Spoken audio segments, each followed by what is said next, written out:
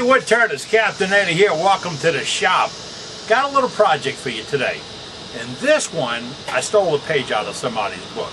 I saw a technique by Nick Cook. I believe it was Nick Cook. And he did some miniature birdhouses using a dowel for a holding jig.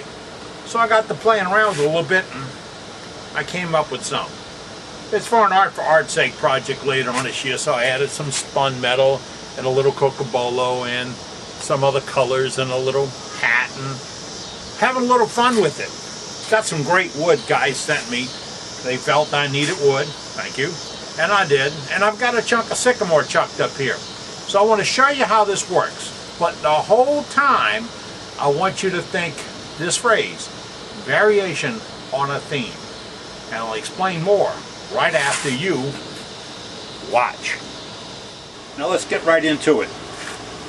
I've got a chunk of sycamore chucked up here, and it's got a few cracks in it and stuff, but it's not good for much else, so this is where we're going to take it.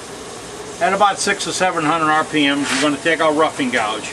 Now my roughing gouge, I really like the wings swept back. I don't like the square across look. I like them swept a little bit. So I keep my accu set up on my basket and I touch it up. Oh, like cutting hot butter. No, let me see if I get it right. Like cutting butter with a hot knife. All I want to do is round it out. Get down to a base diameter. I can knock the corners off. And that can be 2.5, whatever. You hear it? It's not round. That's how you check it. Just don't pull it back down and catch that tip. I'm going to drill a 1-inch hole in the end. Remember, variation on a theme. I've set it up in my Jacob's chuck, my Forstner bit. Do not do this with a different kind of bit. Forstners are made to do this. They're less aggressive and tend to catch less. Somebody told me the other day they were doing a paddle bit. I know what needs to be paddled and it isn't the wood. Alright, back down to about 500 or 600 RPMs. Got my Jacob chuck set up. Tailstock locked in place. We're going to bore a hole. And because this is wet, it's going to heat up a little bit.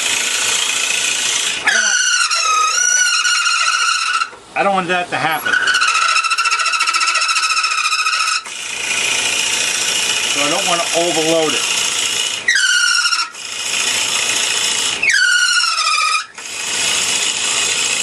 Oh yeah, I marked how deep because that's important in the next step.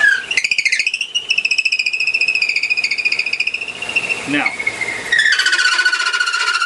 oh, that's aggravating, isn't it? That's this step. Next up, I want to take it, put my center back in it. That's to stabilize it. So now I'm back within centers. And I want to do a shape. Now, let's pick something simple. That looks pretty simple, right? It's just a slanted little top with a little D10 on it. Don't worry about the purple on the bottom. We'll do something. And it's hollow. But let's get a shape going first. I'm going to use my Ellsworth. Turn the speed up a little bit. And that's a basic shape. I'm not married to it. We were just dating. But I have to keep in mind that is where my hole is. So I can measure it. I've got this device.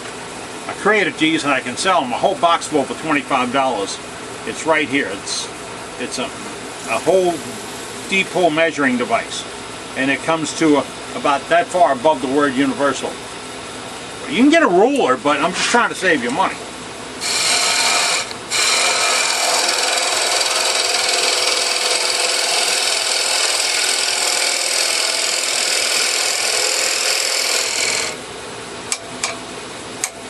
Little Ellsworth is nice.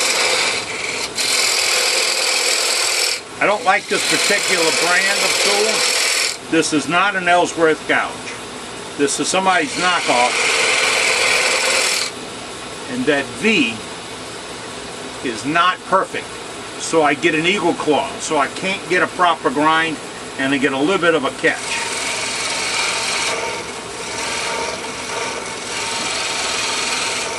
Now once I get it cleaned up a little bit, and I know I'm deep in the hole, I'm going to crank up the speed a little bit and get out my trusty skew. Because I want a good smooth planing cut up here.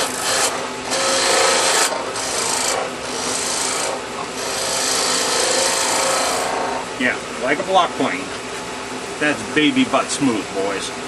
Girls. Wood turners. Hey, earlier I gave you the wrong reference as to who did this. I really think it was Dick Sing now. But I don't have the book. I looked at it and I put it in our club library. We got one of the finest in the world. Now, that gives me an awesomely smooth finish. Before I sand, I know this doesn't have tears, notches, gouges. Oh, I can put a finish on this. I'm going to brag. I can put a finish on this right now. That is sweet.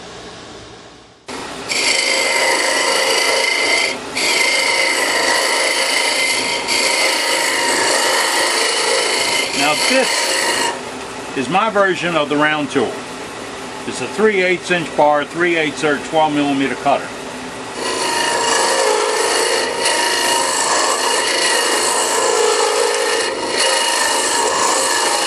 Not absolutely plywood, but I still get a little bit of chatter way down in there that I can clean up. I want you to keep in mind Rule 747A in the Woodturner's Guide. You familiar with that one? There's many versions of it, but the critical one says the inside diameter shall never exceed the outside diameter of a turned piece.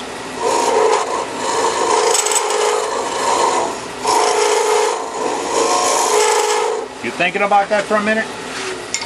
Hope so. Now if you're using these EC cutters and you're having a hard time with the plane of the cutter, do me a favor. Take a marker.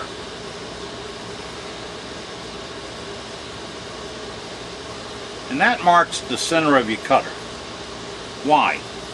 Well, when you have it down in here, that bar looks the same over here as it does over here as it does over there. And you'd be cutting away and realize you got the cutter upside down or sideways. And it will do something, but cut wood right ain't one of those things that'll do. While I'm hollowing, I can feel that 1/8 socket down in the bottom of the piece. I know it's down there, so I know I'm not going into it.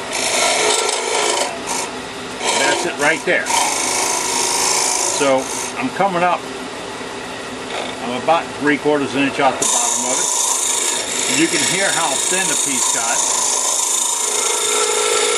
Now I'm not going to get overly crazy about hollowing. All I want is the inside fairly consistent, fairly smooth. Do that little quick move and clean the piece up. Now,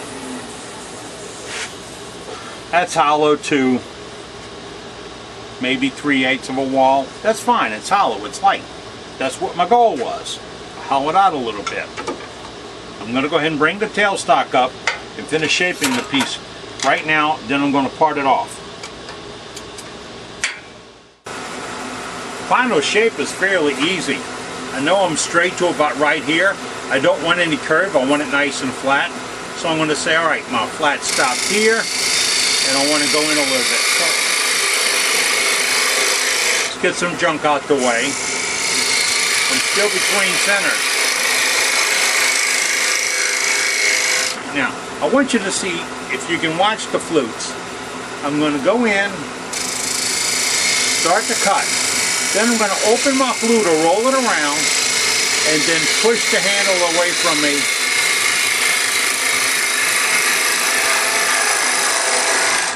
And if I do it as well as I talk about it, I'm going to have a good graceful curve right here, no flat spots. Because what's not in a curve? A flat spot. And that's going to give me my piece. I'm going to pop this off and flip it around. As I describe to you what's happening here, I'm putting a block in, or a dowel, that I can turn to. Now, I had this piece of stock and I made a dowel, a reverse chuck. I could have used a piece of 1-inch dowel from the hardware store, which is what you should do. Then I check it and I'm rolling pretty true. This is my reverse chuck. The reason I left that spot down at the bottom, that socket, nice and clean, is I'm going to slip this on here. I got to get my beef up tape out the way. And this back end is going to go into that socket. Yeah, you saw that? I'm held on both ends. I can get pretty rigid right here on both ends. Now with your 1-inch dowel, you may get tighter than I am. I've done about 50 birdhouses on this rig.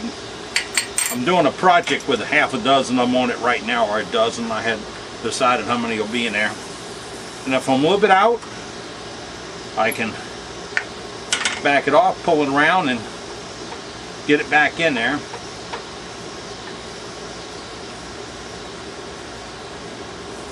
I don't want to reshape the piece. There, I'm turning true again.